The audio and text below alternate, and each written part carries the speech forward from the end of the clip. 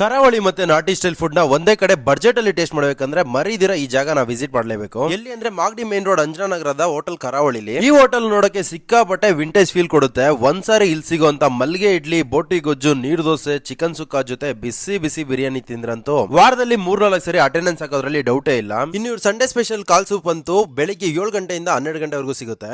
ಈಗ ಇವರು ಆಹಾರ ಮೇಳ ಅಂತ ನಡೆಸ್ತಾ ಇದಾರೆ. ಆದ್ರಿಂದ ನಿಮ್ಗೆ ಕಾಂಬೋಸ್ ಎಲ್ಲ ತುಂಬಾ ಕಮ್ಮಿ ರೇಟ್ಗೆ ಸಿಗ್ತಾ ಇದೆ. ಚಿಕನ್ ಬಿರಿಯಾನಿ ಕಾಂಬೋ ಬರೀ 120 ರೂಪಾಯಿಗೆ ಸಿಗುತ್ತೆ.